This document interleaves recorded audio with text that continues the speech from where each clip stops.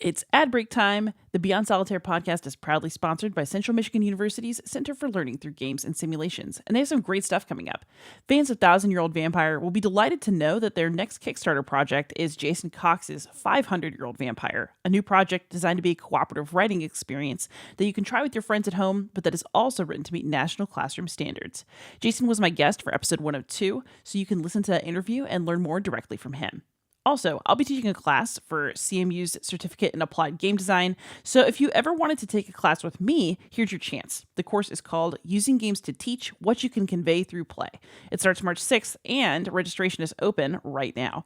Lastly, I'm going to throw in an ad for myself. If you want to show some love for my show and for my upcoming public scholarship projects, I would be deeply grateful for your support on Patreon at patreon.com/beyondsolitaire.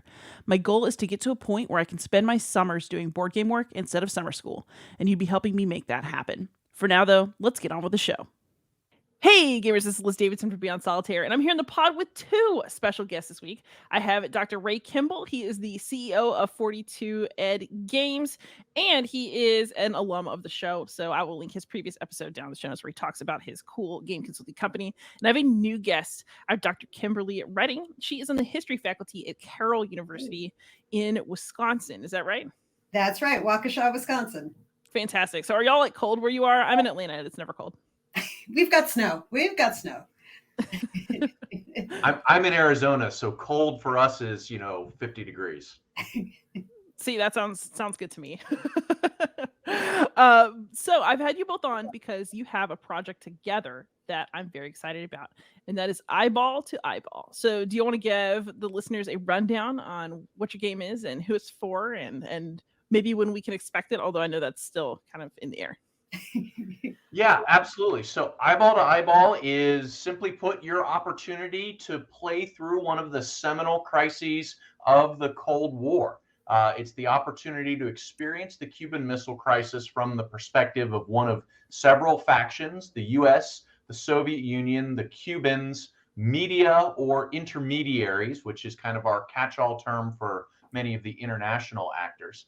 And it's really that vitality of perspectives that we think sets this game, this simulation apart from some of the other ways that the Cuban Missile Crisis has been told before, and that you're really you're getting beyond this very binary perspective of U.S. versus Soviet Union and getting to see some of the other viewpoints that are in there.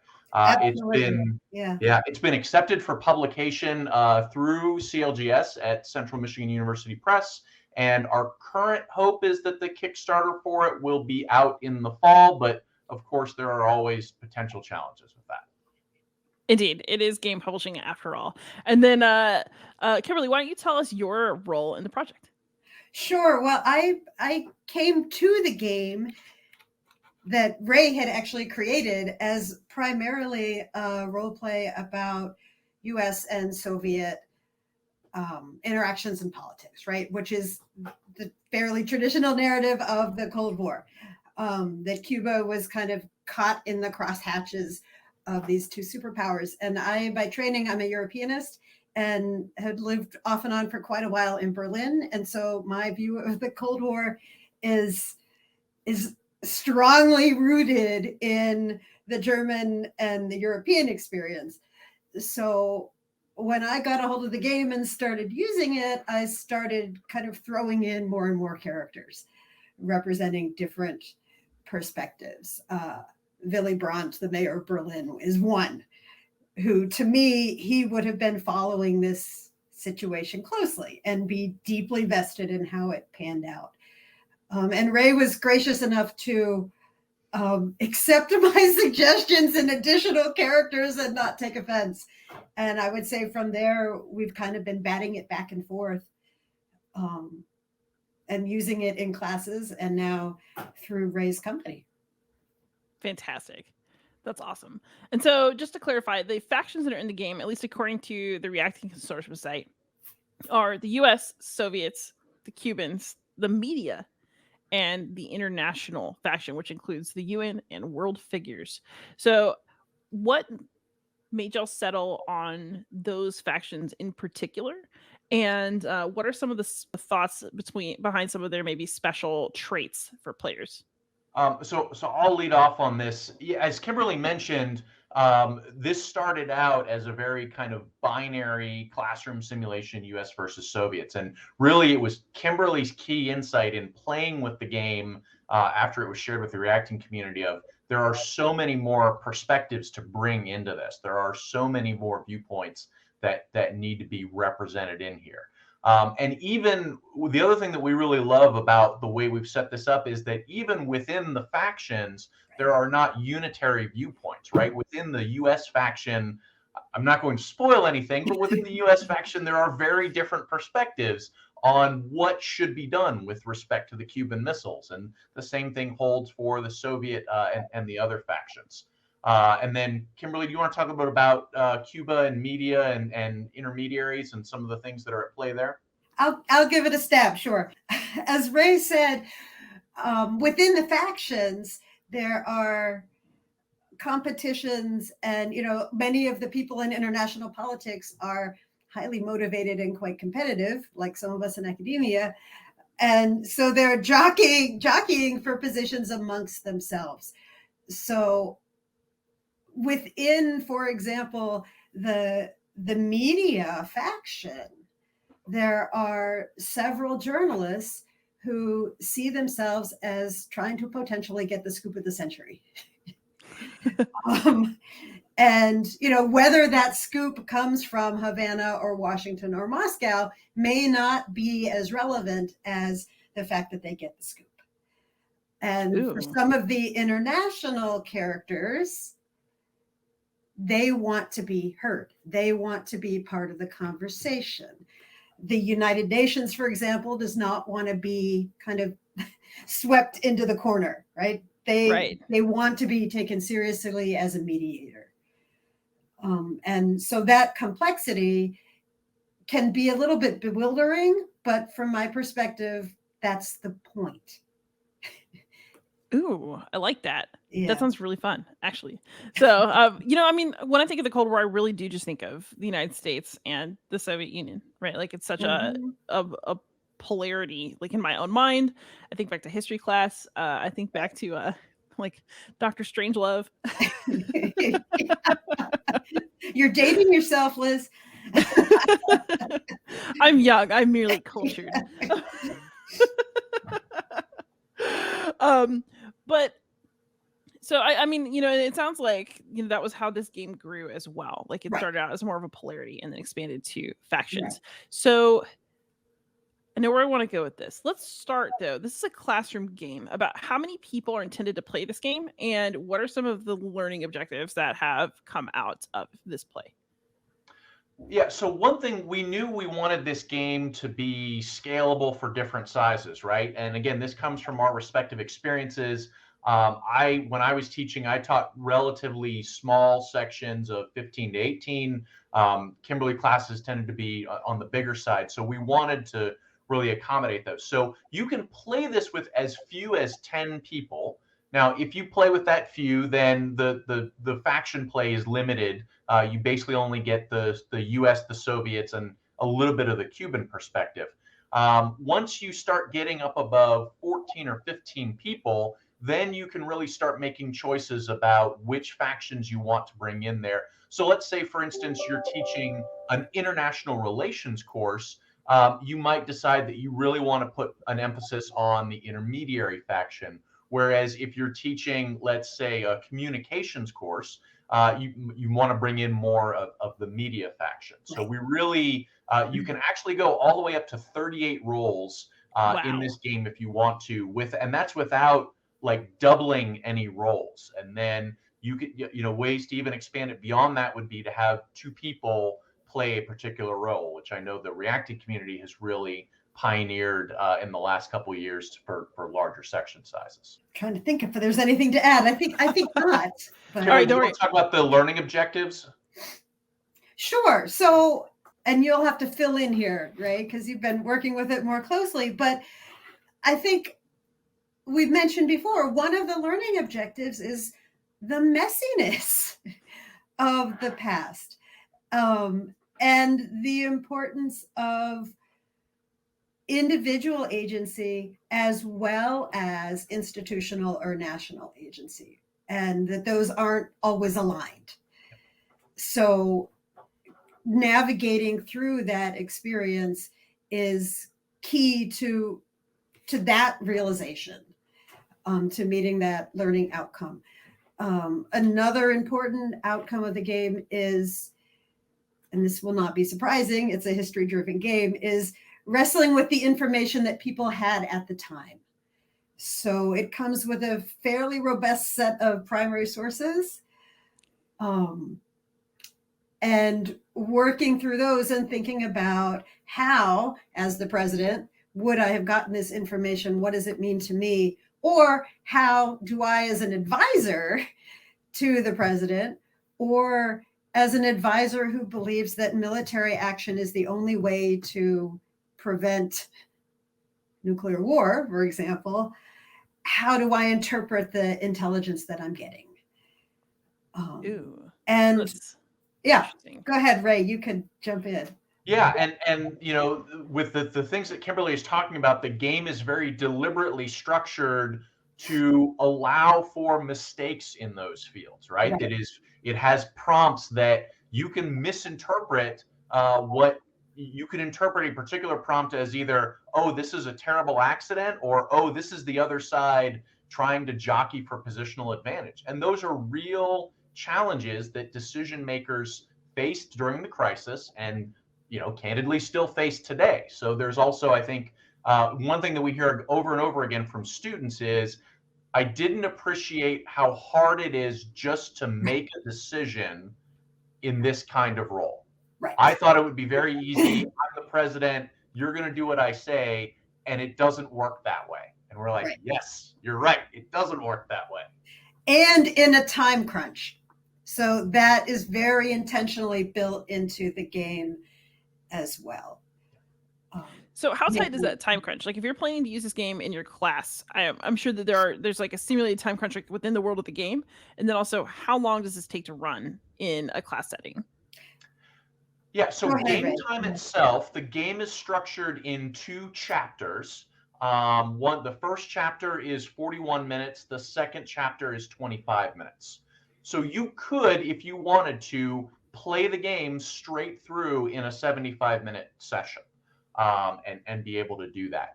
And one of the things that we offer in the game is some recommendations for, hey, if you're going to play it through, then think about a debrief during the next session. Or if you're going to play it over 2 sessions, here's a way to play chapter 1 during the first session, have an interim assignment where they prompts people to kind of think about it. And again, this was one of Kimberly's big contributions, was thinking about what those assignments would look like and how they could really spur thought. And then in the second session, playing chapter 2 and then doing the debrief right afterwards. Right. So, and those prompts are generally things like a policy brief.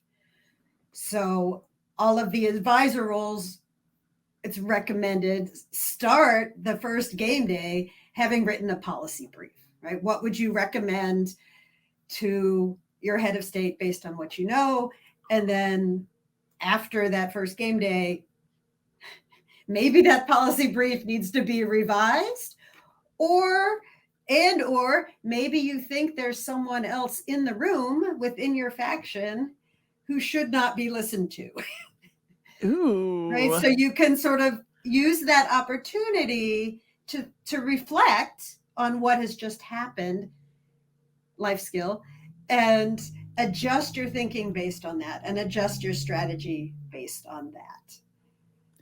Ooh, that sounds exciting. So I guess that leads into a natural direction of what kind of tangible things are students creating during this game. Sounds like they're doing some writing that you can grade. Because I think that every time you do something in your class, you cannot play a game across 2 classes and have no accountability. So how are you how are you balancing between stuff that you can grade, like things that you have to be responsible for, and also still having the game be fun and meaningful? Right. I think that's where some of the technological piece that Ray can speak to this better than I can. He's more behind the scenes in that way. But I think part of the assessment can come through the written assignments that students do that we suggest. But what I really like about the technological piece that Ray has set up and running it through an online platform is that as an instructor, I'm doing less timekeeping, juggling, sending out prompts during the game, and I'm able to do a lot more listening, monitoring the interactions, and seeing how students are speaking with one another. So that becomes, for me, something quite tangible that I can evaluate. But it's not leaving students in the position of giving a speech and then spending the next 25 minutes listening to speeches. Right. Yeah, I mean, I always wonder about that. I mean, I teach in a high school setting, but maybe even more than in a college setting. My students are gone in the blink of an eye. If you do not, if you do not engage, they're gone. Right. So when you mention an online platform, what do we mean by that? Is it just like you can set this up in Zoom and Slack and just kind of let it and just kind of let it fly, or is there an actual special eyeball to eyeball online platform that now exists? Great question. Yeah, so there is. And so we use a platform that's called Experiential Simulation. It is a custom platform that was created by a company called Mustard Square. They originally built it for face-to-face exercises as part of the Reagan Presidential Library and some of the classroom stuff at Mount Vernon. And it was used for kind of face-to-face stuff. It ran on an iPad. And it gave, prompts and opportunity for votes. And we were really fortunate to get connected with Mustard Square and pitch this idea to them of, hey, what if we moved this into a fully online environment? And they were 100% behind it. They've been a great partner ever since in working with us and developing it. And just like Kimberly said, the online XSIM does a couple things for you. It fully automates the decision making and the responses to decisions. So the leaders get prompted at certain time hacks of, hey, you need to make a decision and here's your menu of 4 choices. And then based on what the leaders pick and how those decisions interact with each other, the game will XSIM will automatically generate a series of prompts that says, okay, here's the outcomes for it. So now you as the teacher no longer have to worry about, oh, okay, I'm going to get that, and now I'm going to look up this piece of paper and hand it out. The game does all of that for you. The game allows for messaging among the players that is historically accurate. So the US and Soviet sides cannot message each other at all. Which makes the students crazy. Yeah, drives the students nuts. Like, what do you mean? I'm Kennedy. Why can't I message Khrushchev? Well, because it's 1962 and there's no hotline, dude. All right. If you are the United States, you can't communicate with Cuba. Why? Well, because that was unthinkable in 1962. So instead, you have to work through ambassadors, which again is a whole mind-blowing idea for students of, wait, what? There's ambassadors out there that leaders have to communicate through, and it really forces them to be deliberate about what they say and what they pass along. And then the last thing that XSIM does is it provides an easy reference for some of these primary sources that we talked about, that they can easily jump in and pull up that primary source and be able to refer to it. Now, XSIM is only like text and graphics messaging for folks who, and so we do encourage people to use it even during face-to-face sessions, right? Because it it just streamlines that classroom activity and really lets the teacher focus on actually teaching and engaging with their students. And if I could just jump in, I would say the other thing it does is it, even in the classroom, and I've used it in a face-to-face classroom with the XSIM, and I've also used the game with XSIM with some students in the classroom and some online, right? As we've all been teaching over these past several years. And even when all of the students are in the same physical space, having the communication be primarily over the computer conveys that sense of distance. They feel like they're apart. And that's part of the historical piece as well. There's a bit of a delay between when you submit your decision and find out what happens. And you can't just swivel around in your chair, basically. So I think that works. The XSim works really well in multiple formats for that reason. I think that's all I wanted to add. Go ahead, Ray. No, and that's a great point. Yeah, because typically everybody is in one room, but you're seated in factions. And again, as Kimberly pointed out, XSim, because they no longer have the ability to get up and walk between factions, they have to communicate using XSim. It reinforces that distance. So then for folks who want to do this fully remote, fully online, we have a custom Discord server that is set up that folks can come in. It's already got the rooms set up. It's already got the channels set up so that literally all you have to do is have students come in, you assign them their particular faction role in Discord, and then they're off and running. And, we wrestled with a lot of different options, and we ultimately settled on Discord because we liked its ability to confine people to channels, which is really important for this game. Again, that sense of isolation, that sense of distance is really important to the overall kind of Cold War mistrust that the game both fosters and relies on. Right. All right, so just to clarify, this game can be played basically with any level of technological plugin. So you could just run this manually and have the teacher be the game master. So if you are a teacher out there and you're a little tech averse, you don't want to deal with it, you don't have to.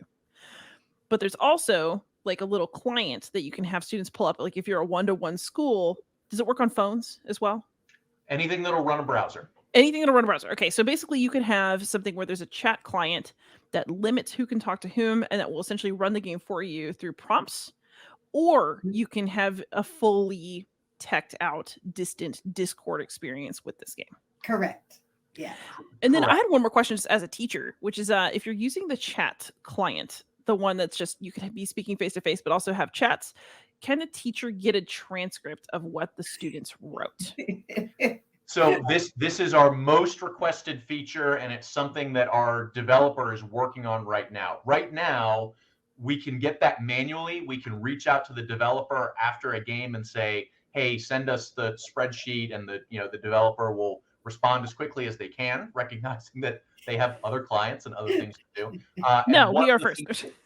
One of the things that the developer is doing in this most current version that they're working on now is to give the instructor, the game master, the ability at the end of a chapter or at the end of a game to just hit a button and it spits out the spreadsheet. So to be really more responsive to that instructor's needs. Right. Oh, that's awesome. Like as a teacher, I can see it being really fun to be able to look through that. And also, if there's any shenanigans, I'd want to know. So absolutely. Yeah. Ray, do you want to say something about Times Square and the Washington Mall? Oh yeah, and there are thanks, Kimberly. I appreciate that. Yeah, so one of the things that we created in Discord, because we recognized that there needed to be this ability for especially for the media who are kind of spread all over the place, right? So you've got one media character that's in Washington, you've got one media character that's in Moscow, you've got a couple others that are then in New York.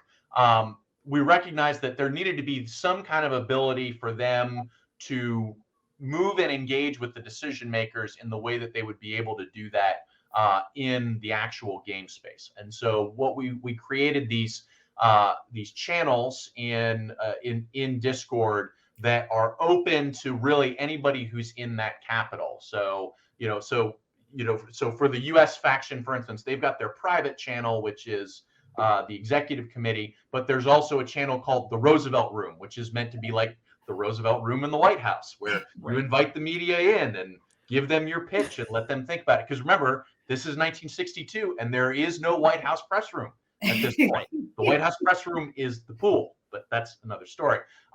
So there's these intermediate channels where on Discord Online, folks can to a limited extent, folks who are in the same geography move and interact with each other. Again, really to give them that ability to share each other. And then the one thing that Kimberly that brought to mind, the other thing that I failed to mention on XSIM, it also has what we call the media space, the news the news feed, which basically allows, that's where your media folks publish their stories, and they can be seen by everybody, but it also allows select figures in the game who are national figures. So we're talking about folks like Kennedy, Khrushchev, Utant, Indira Gandhi, folks who have that, international stature to put things, Fidel Castro, how could I forget Fidel Castro in the newsfeed?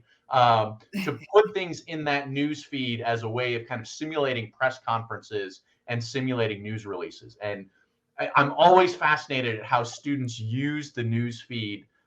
Some roles will just glom onto that immediately because they recognize that it's the only really referent power that they have. It's the only way that they have to impact the narrative. And so some of the statements you get in the news feed are wonderful from a perspective historically and are also just hilarious when you read them.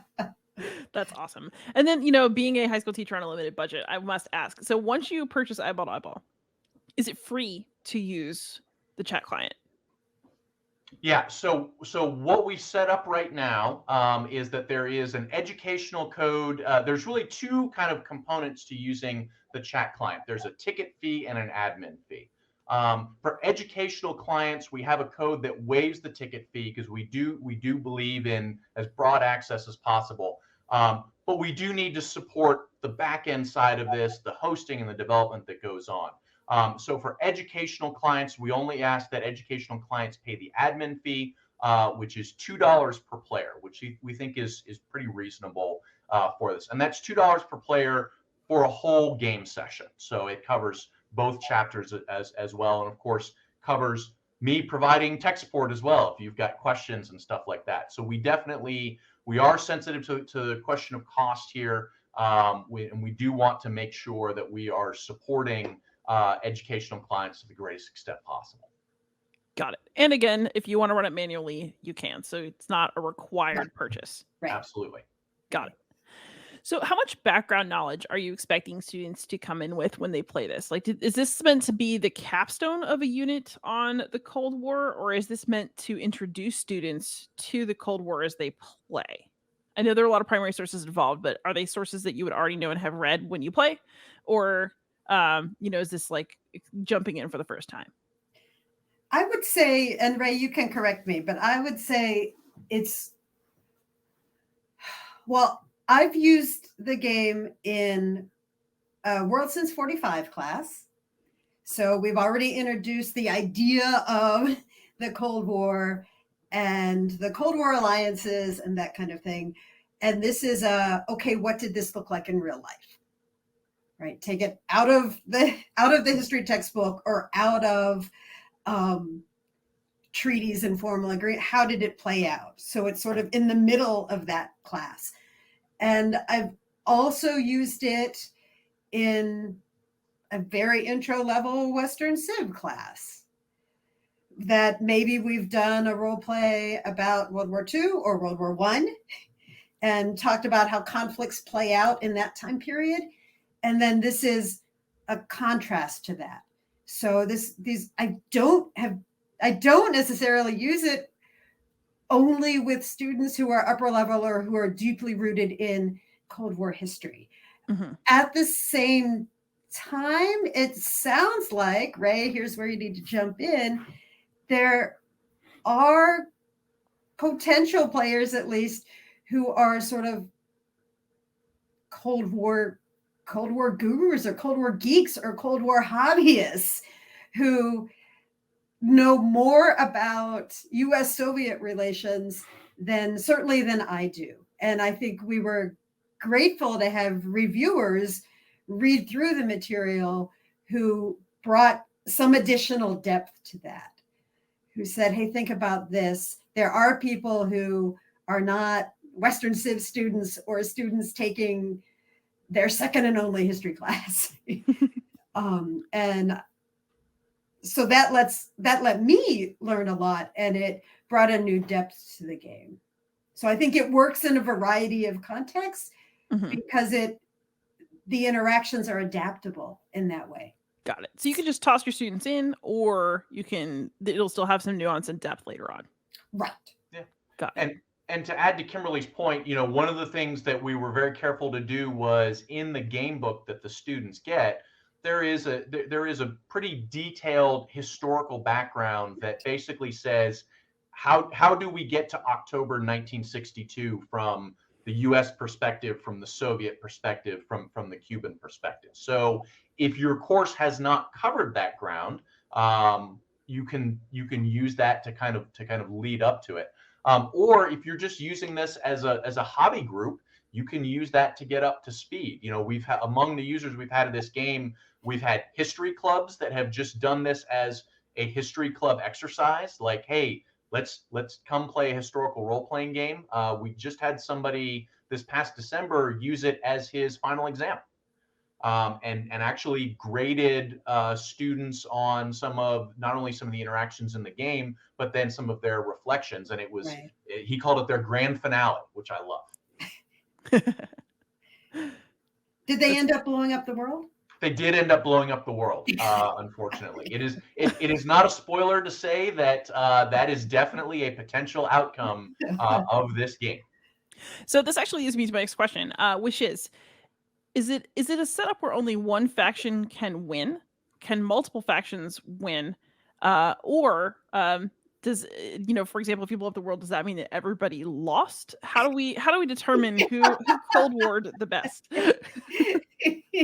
So it's really, Kimberly and I were both laughing at the latter point of, if the world blows up, does that mean everybody loses? This was actually one of the review points that we got in the discussion of the game was, your treatment of nuclear war is very binary. It doesn't really account for limited nuclear exchange. And mea culpa. Yep, absolutely true. And so we are very clear in the game that, look, this game does not get into the nuances of limited nuclear exchanges and deterrence theory. If you want to go that route, you're going to need to put some extra scaffolding in, or you might need to look for a different game. But yeah, to your point, there can definitely be multiple win conditions, right? It's not just all or nothing.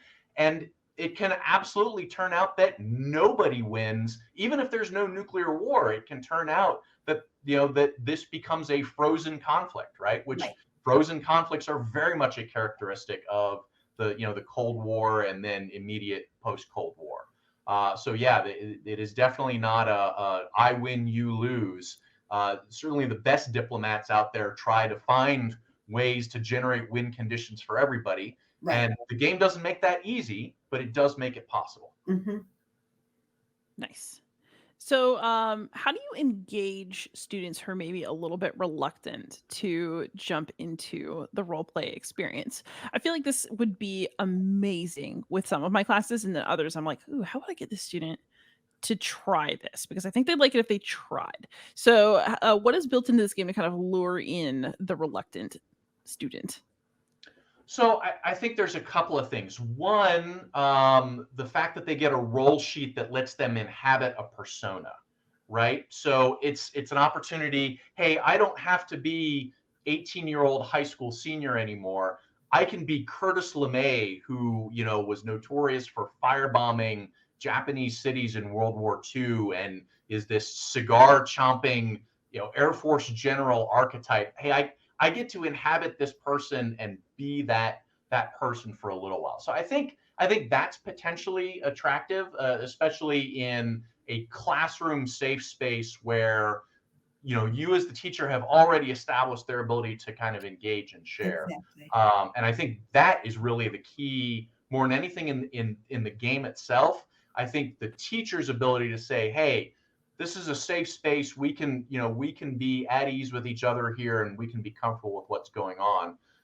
The other nice thing is the game actually allows you, we've had several folks do this, where you can actually play just the first 10 minutes of the game as kind of a practice freebie. And it doesn't really give away anything huge. It just lets people get comfortable with the identities that they're inhabiting and how they're interacting with people. so that they can then go, oh, okay, I get it now. Right. And then they're really ready to play the chapter 1. And Kimberly, I think you were actually the first one to do that, to do the first 10 minutes kind of trial run, and it worked really well, and we've recommended that to players ever since. Right. It works really well, not only for tentative students, but students who are super focused on grade and outcome.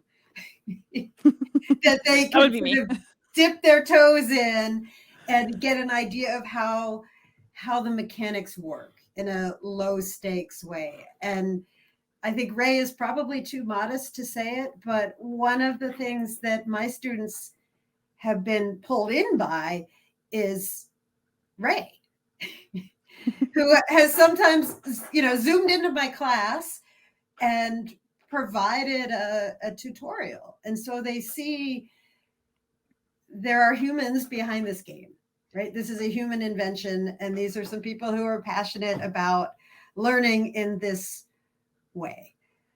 And I think that makes a difference. And I've also had students who have said ahead of time, I think I want a quieter role.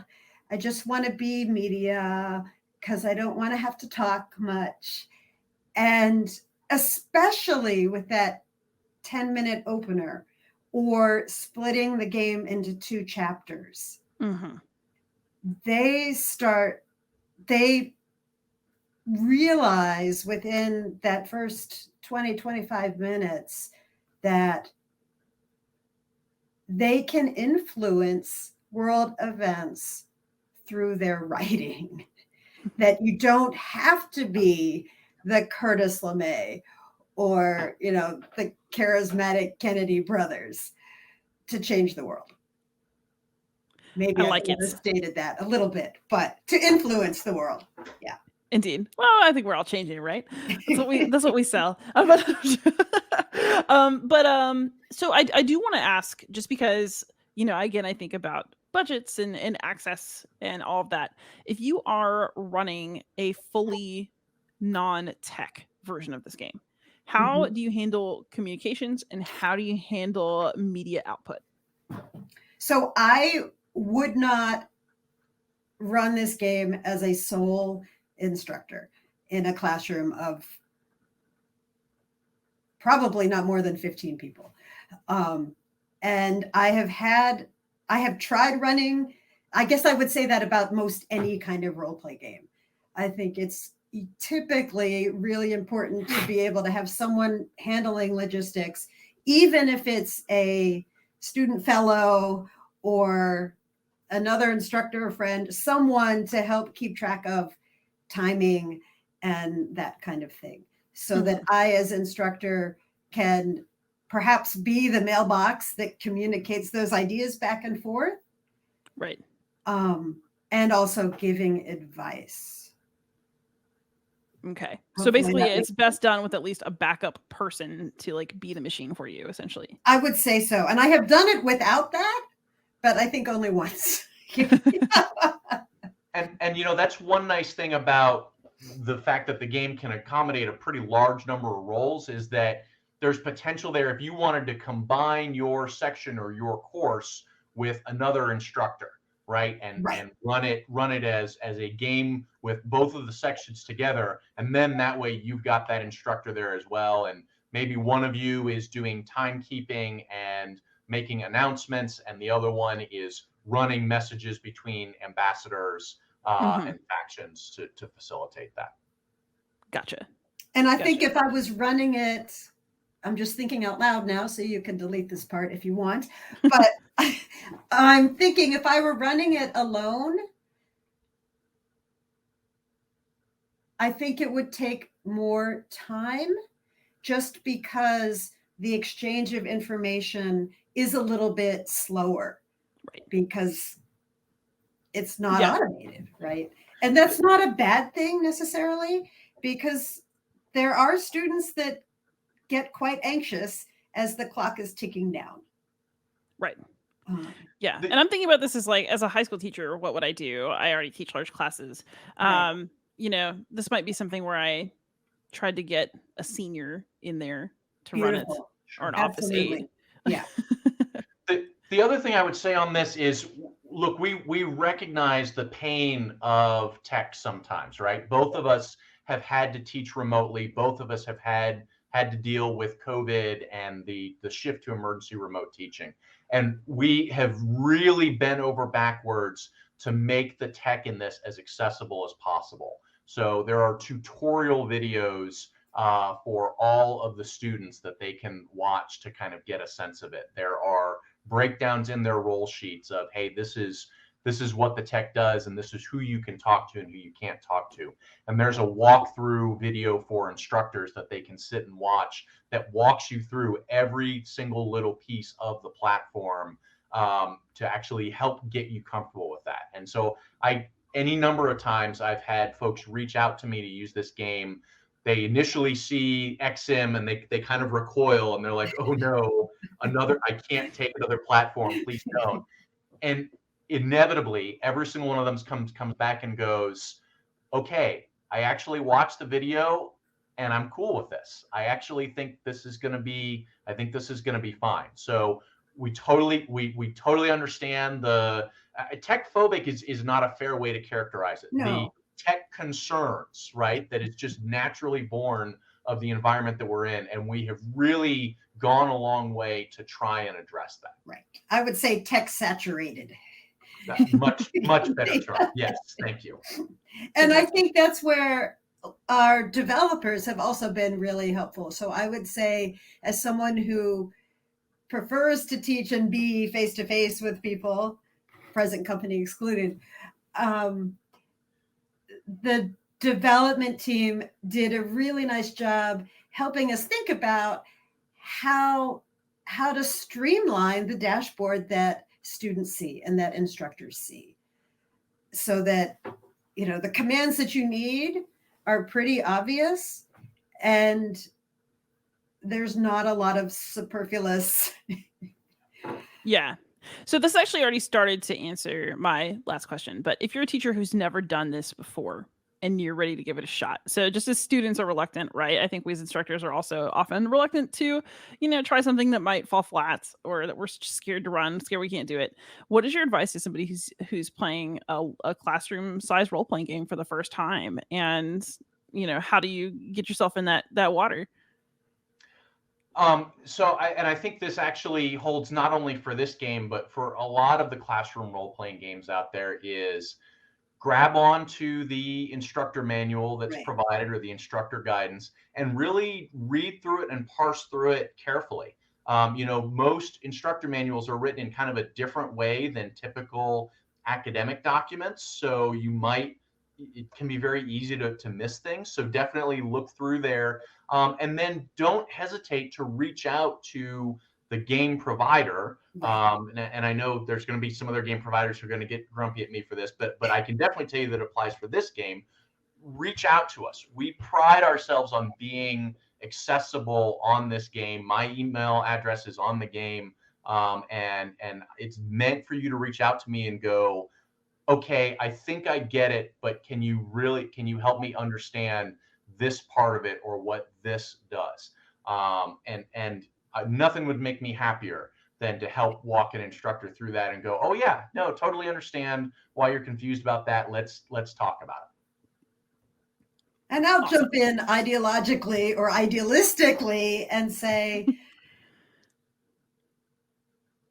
I truly believe that when I tell my students, we're going to try this and see what happens. Here's what I'm grading you on. Here's what I'm not grading you on, right? Here's the worst case scenario. And I would say in this game, the worst case scenario is everything goes kerflooey. And yet the students still have worked with the primary sources, read the historical background. And even if everything else goes to hell in a handbag, we can have a rich discussion about those materials. And in my experience, if I show just a little bit of my own imperfection, right? My own inability to control everything, students appreciate that. and are willing to dip their feet in as well. Nice. All right, so now for a couple just softball questions. So, are y'all playing any games for fun right now? And if so, what are they? I just discovered a card game called Gulag. And I have the cards printed out. I'm going to try and remember now. Ray, you might have to talk a bit so I can remember who created this. But it's a card game called Gulag in which you play one or the other, either somebody who's running the work or a cooperative laborer or a rebellious laborer. And I think there are a couple other roles. And as you play, you're trying to figure out, of course, who the other people are within the Gulag based on the actions they're taking and how they're responding to the commands to work. So I haven't played it yet, but I'm about to, and I'm leaning on my work study students to have a game night soon.